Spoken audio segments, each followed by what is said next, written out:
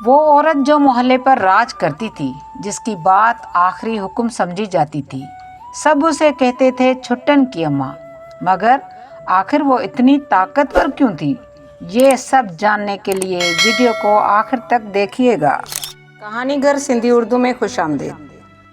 محلے کی ساری بہوؤں نے باجماعت دعا کی کہ اللہ چھٹن کی اماں کو اپنے پاس بلا لے، مگر مجال ہے کہ انہیں چھینک تک آئی ہو۔ محلے بھر کی ساسیں ان کو بہت پسند کرتی تھیں، کیونکہ جو بات وہ اپنی بہو کو منہ پر نہ کہہ سکتی تھی وہ چھٹن کی اماں سے کہلوا لیتی۔ چھٹن کی اماں انڈائریکٹ انداز میں بہو کو سلواتیں سناتی، گویا کسی اور سے مخاطب ہوں۔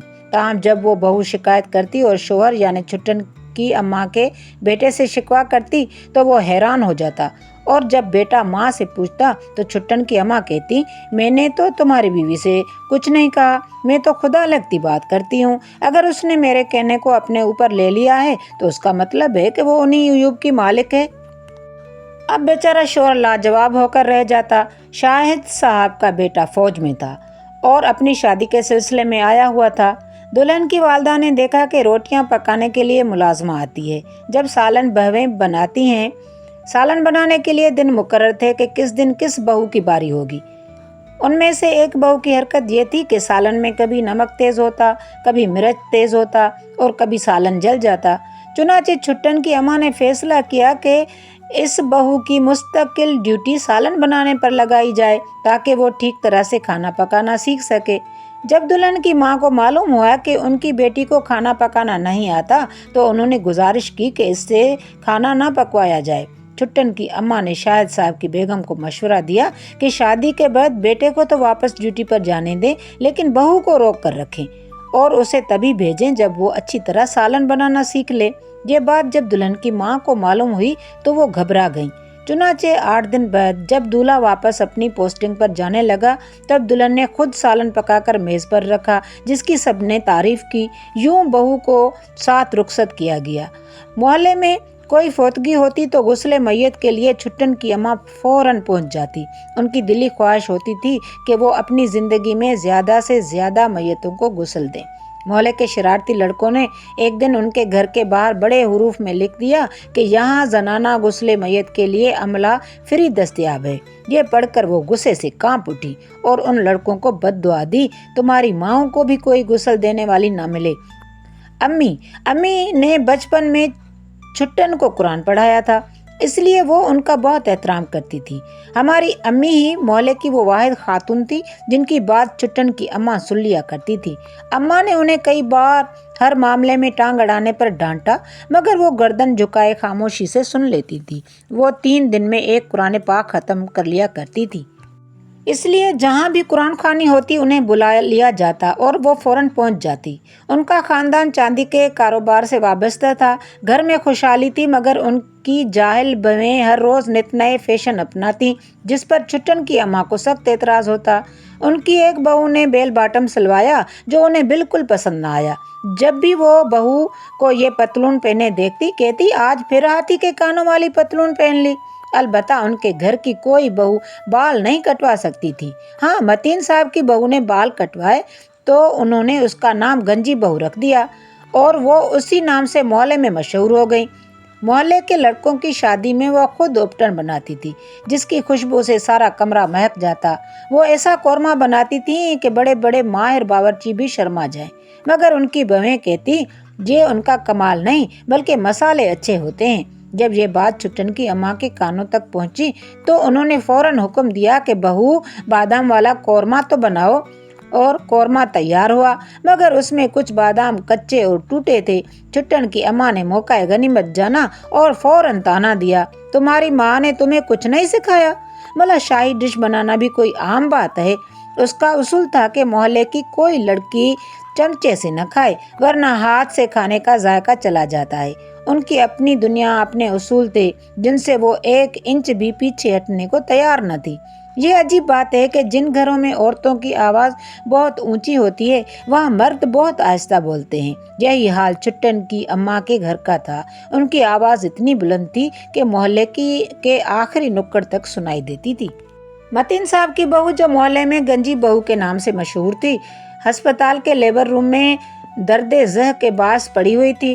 کچھ پیچیدگیاں درپیش تھی، اس لیے ڈاکٹرز آپریشن کی تیاری کر رہے تھے کہ چھٹن کی اماں ہسپتال پہنچ گئی۔ بغیر کسی جھجک کے سیدھا لیبر روم میں داخل ہو گئی۔ نرس نے روکنے کی بہت کوشش کی تو اس سے جھڑک دیا اور لیڈی ڈاکٹر کے سامنے جا کر کھڑی ہوئی۔ ڈاکٹر صاحبہ، آپریشن سے پہلے مجھے بہو پر دم اور تعویذ باندھنے کی اجازت دیجیے۔ ڈاکٹر کو یہ سب کچھ مزے کا خیز ضرور لگا، مگر انہوں نے اجازت دے دی۔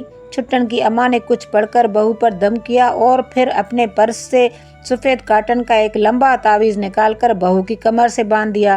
بہو کی حالت کچھ ہی دیر میں بہتر ہو گئی۔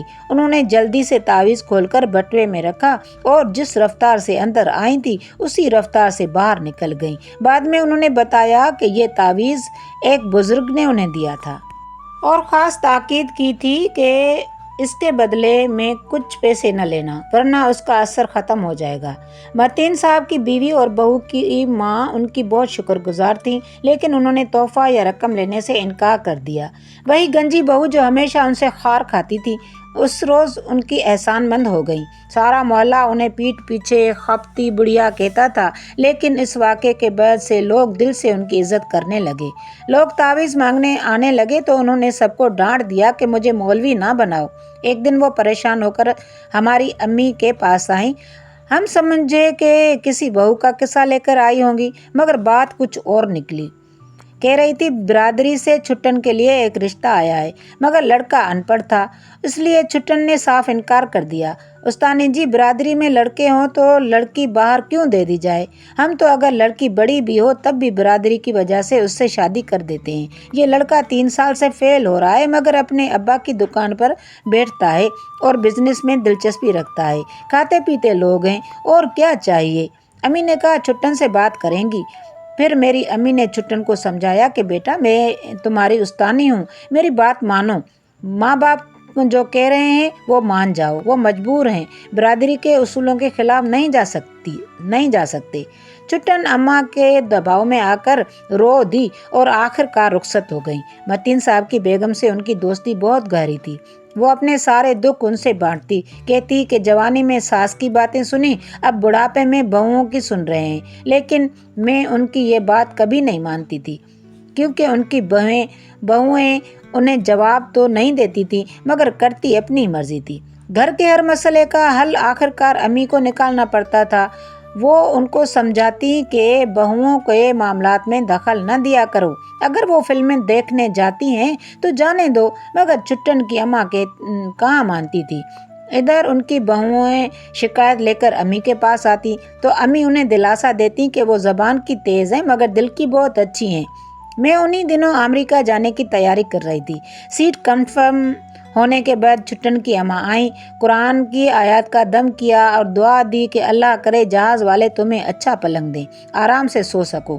جان چھڑانے کو میں نے کہا جی جہاز والوں سے منوا لیا ہے، وہ مجھے پلنگ دیں گے۔ امریکہ سے بھی مجھے امی سے ان کی خبریں ملتی رہتی تھیں۔ ایک دن امی نے افسردگی سے بتایا کہ چھٹن کے ابا کا انتقال ہو گیا ہے۔ میں فون پر تعزیت کرنا چاہتی تھی، مگر امی نے منع کر دیا کہ وہ عدت میں ہیں، کسی سے بات نہیں کرتی، بس قرآن پاک پڑھتی رہتی ہیں۔ کئی سال بعد جب میں کراچی آئی تو ان سے ملنے چلی گئی۔ وہ بیمار اور کمزور لگ رہی تھی۔ مجھے دیکھ کر انہوں نے گلے لگایا، دعائیں دی، ان کے چہرے پر غمزدہ سی مسکراہٹ تھی۔ یہ وہ عورت تھی جس نے نہ صرف اپنے گھر بلکہ پورے محلے پر حکومت کی تھی۔ اگر کسی کی گیند سے شیشہ ٹوٹتا تو وہ ہرجانہ وصول کر کے خود نیا شیشہ لگواتی، لڑکوں کا جیب خرچ بند کروا دیتی تھی۔ یوں انہوں نے گلی میں کرکٹ ہی ختم کروا دی تھی۔ جمعے کی نماز کے وقت وہ دروازے کھٹکھٹا کر سب لڑکوں کو مسجد بھیجتی۔ ایسا لگتا تھا جیسے پورے محلے کے بچوں کی ذمہ داری انہوں نے لے رکھی ہو۔ جب ان کا انتقال ہوا میں کراچی میں تھی۔ ان کی وصیت کے مطابق امی نے انہیں غسل دیا۔ چہرے پر ایسا نور تھا کہ آخری دیدار کرنے والے حیران رہ گئے۔ کچھ غریب عورتیں روتی پیٹتی ان کے گھر آئیں، تب پتہ چلا کہ وہ خفیہ طور پر ان کی مدد کرتی تھی۔ وہ ایک ہاتھ سے دیتی تھی تو دوسرے ہاتھ کو خبر نہ ہوتی تھی۔ آج وہ منوں مٹی تلے سو رہی ہیں۔ محلے کے لڑکے اب گلی میں کرکٹ کھیلتے ہیں، شیشے توڑتے ہیں، لڑکیاں چھتوں پر کہے لگاتی ہیں، مگر روکنے والا کوئی نہیں۔ چھٹن کی اماں جب رخصت ہوئیں، ان کا سرتاج پہلے ہی جا چکا تھا۔ بیوگی نے ان کا رعب، دبدبا اور وقار سب چھین لیا تھا۔ آج مجھے اپنا محلہ خالی خالی لگ رہا تھا۔ میں ان کا آخری دیدار کر کے بھاری دل کے ساتھ اپنے گھر واپس آ گئی۔ آپ کو کہانی کیسی لگی؟ اپنا کمنٹ دے کر ہمیں ضرور بتائیے گا۔ شکریہ۔